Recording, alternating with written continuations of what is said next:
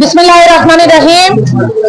বাংলাদেশ জাতীয়তাবাদী মহিলা দল কর্তৃক আয়োজিত ঈদগড় ইউনিয়ন শাখার কর্মী সভার সম্মানিত সভাপতি তসলিমা আপা, মঞ্চে উপবিষ্ট বিএনপি এবং বিএনপির অঙ্গ সংগঠনের ঈদগড় ইউনিয়নের সকল নেতৃবৃন্দ এবং সামনে উপবিষ্ট আমার বোনেরা, সকলকে সালাম জানাচ্ছি। আসসালামু আলাইকুম। আপনারা ভালো আছেন?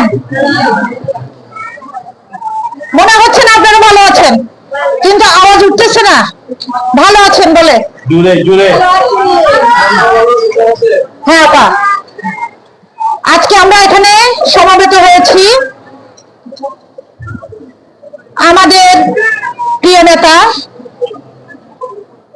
কাজল ভাইয়ের হাতকে শক্তিশালী করার জন্য, মহিলাদেরকে সংগঠিত করার জন্য, ধানের শীষে ভোট দেওয়ার জন্য, যিনি 17 বছর ধরে আমাদেরকে অভিভাবকের মতো আগলে রেখেছিলেন। অনেকেই অনেক কথা বলছেন যে নমিনেশন অমুকে পাবে, নমিনেশন তমুক পাবে। আসলে কিছুই না। আমার নেতা তারেক রহমান, তিনি অত্যন্ত বিচক্ষণ ব্যক্তি। তিনি একদম গ্রাসরুট লেভেল থেকে কে উঠে এসেছে ওই জরিপ ওনার কাছে আছেন। আমাদের লুৎফর রহমান কাজল ভাই, উনি ছাত্র দল করেছেন, উনি যুব দল করেছেন, উনি বিএনপি করছেন। অতএব ওনার নলেজে আছে তৃণমূলে কে শ্রম দিয়েছে, 17 বছর রাজপথে কাদেরকে অভিভাবকের মতো নেতা কর্মীদের কে আগলে রেখেছেন, এই দৃষ্টান্ত, এই নোটিশ,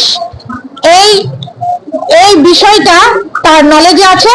অতএব নমিনেশন নিয়ে আমাদের চিন্তা করার কোনো কারণ নাই। নমিনেশন আমাদের নেতা কাজল ভাই পাবেন। এবং আপনারা এখানে যারা এসেছেন, আমি অনুরোধ করব আপনারা সংগঠিত হবেন। আমাদের সংগঠনের বিকল্প নাই। সংগঠন যদি আমরা সংগঠিত না হই, আমাদের বিরুদ্ধে যে অপপ্রচার হচ্ছে, আমাদের যেখানে সমস্যা হচ্ছে সেখানে বিএনপির ঘাড়ে চাপিয়ে দিচ্ছে। কিন্তু আমরা বিএনপি এইসবে নাই, এই ধরনের কোনো কাজে আমরা নাই। বিএনপি হচ্ছে গণতান্ত্রিক দল। বিএনপি গণতন্ত্রে বিশ্বাস করে। বিএনপি ভোটে বিশ্বাসী। বিএনপি রাতের ভোট দিনে করে না। সাংগঠনিক কথাবার্তা আমাদের নাজমা আপা বলে দিয়েছেন। আমি সাংগঠনিকের দিকে আমি যাচ্ছি না। আমি চাচ্ছি আমাদের মা বোনদেরকে উৎসাহিত করতে। আজকে আমরা এখানে যে দাঁড়িয়ে এসেছি, একদিন আপনাদের মতো ওখানে বসে আমরা আমাদের সিনিয়র নেতাদের নির্দেশনা শুনেছিলাম এবং তাবে আমরা আজকে এখানে এসে দাঁড়িয়েছি।